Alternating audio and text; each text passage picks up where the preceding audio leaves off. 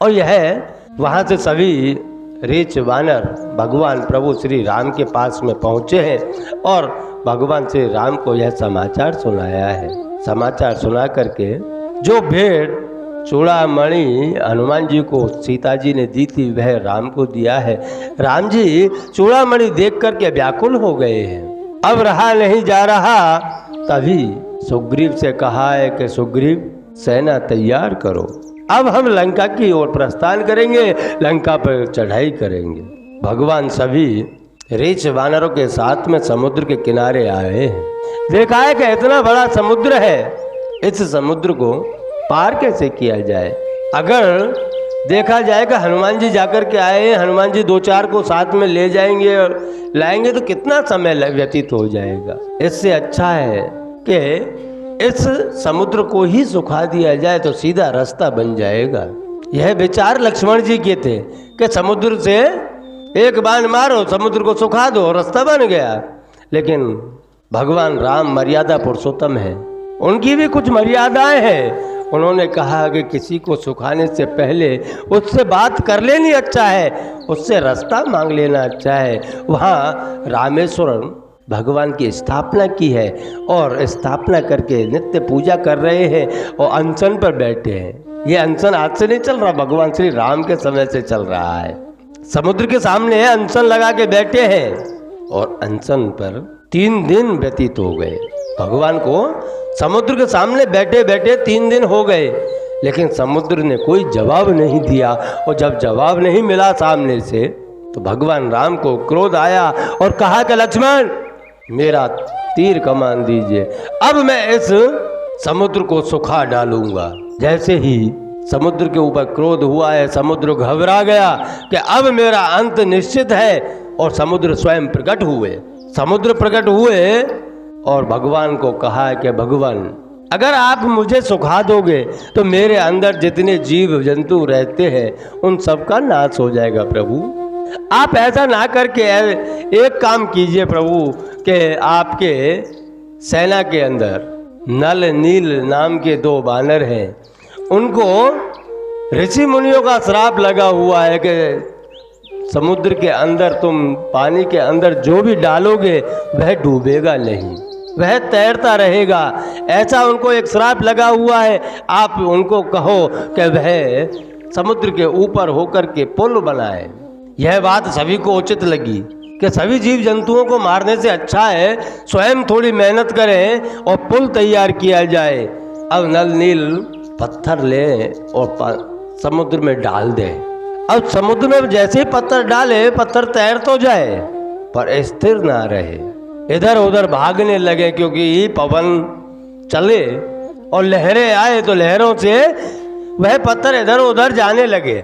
आकर के नल नील ने प्रभु के सामने प्रस्ताव रखा कि भगवान हम तो पत्थर डाले जा रहे हैं लेकिन पत्थर एक जगह पर रुक नहीं रहे, क्या करें।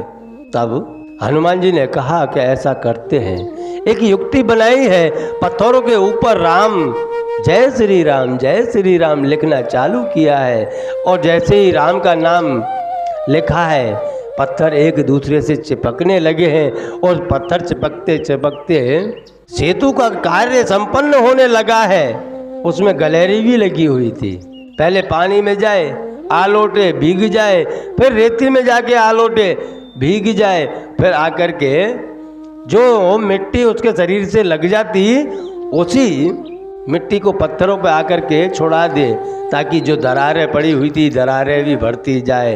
क्योंकि सत्य कार्य के अंदर छोटे से छोटा भी कोई व्यक्ति है, उसका भी छोटा में छोटा योगदान होना चाहिए।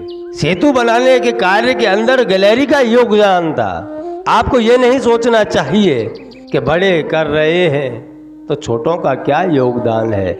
योगदान हर जगह हर किसी का होता है।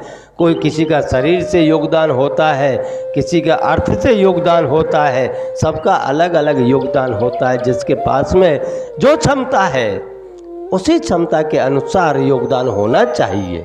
इधर जैसे ही पुल की तैयारियां चल रही थी, आधे पे पुल पहुंचा तो एक शाम को बैठे बैठे भगवान श्री राम विचार कर रहे हैं कि यह सब पत्थर डालते हैं और पत्थर तैर जाते हैं, बहुत अच्छी बात है, क्यों ना मैं भी डाल करके देखूं। तो हनुमान जी को भगवान श्री राम को लगा कि अगर इन सबके सामने डालूंगा और नहीं तैरेगा तो महिमा कम होगी, विश्वास टूटेगा सबका, इससे अच्छा है थोड़ा आगे जाके डालो। भगवान श्री राम आगे निकले, लेकिन हनुमान जी की भगवान के ऊपर नजर थी कि भगवान जा कहाँ रहे हैं। उनके पीछे पीछे हनुमान जी चले। भगवान श्री राम ने एक पत्थर उठाया और समुद्र में डाला तो डूब गया, पत्थर डूब गया।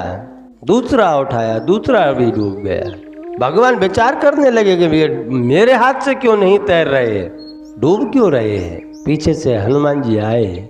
हनुमान जी ने देखा कि भगवान निराश हो गए हैं, क्या किया जाए। भगवान को प्रणाम करते हुए हनुमान जी कहे कि भगवान क्या हुआ।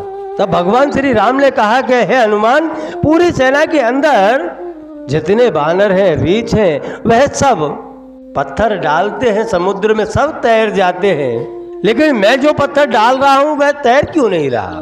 तब हनुमान जी ने कहा कि प्रभु, जो पत्थर वह डाल रहे हैं उसके ऊपर राम नाम लिखा हुआ है, आपके नाम के प्रभाव से सब तैर रहे हैं, क्योंकि उनको विश्वास है।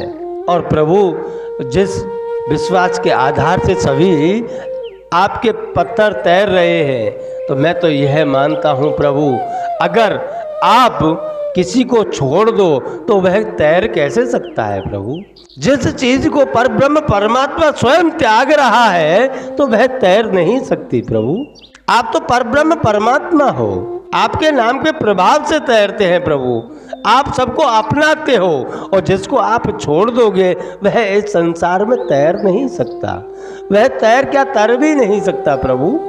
उसका कारण यही है कि आप उसको छोड़ रहे हो।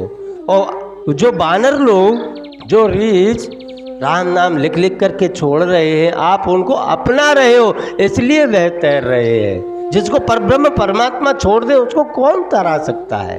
यह कथा यहाँ इस पर ही निर्भर करती है कि परब्रह्म परमात्मा अगर आपको छोड़ दे तो आपका अस्तित्व नहीं रहेगा, और जब आपका अस्तित्व ही नहीं रहेगा तो यह जीवन किस काम का। हमें कार्य वह करने चाहिए जिससे परब्रह्म परमात्मा हमको अपनाए, ना कि भगवान हमको छोड़ दे।